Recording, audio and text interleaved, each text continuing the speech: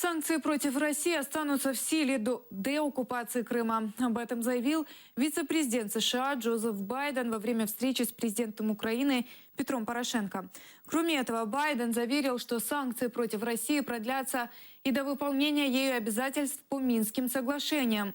Вице-президент США посетил украинскую столицу в этой должности в последний раз. Через несколько дней Байден уходит в отставку.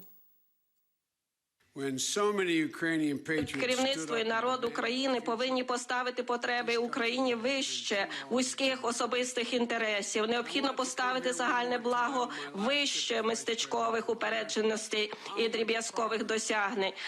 В країні є більше 1,7 мільйонів внутрішньо переміщених осіб. Продовжується пригнічення кримських татар.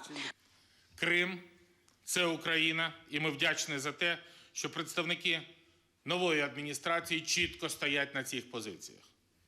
Так, санкції не є самоціль, але важливий інструмент тиску, впливу та мотивації для Російської Федерації бути за столом переговорів, імплементовувати Мінські домовленості, припинити агресію та окупацію та забезпечити територіальну цілісність нашої держави в рамках міжнародного права.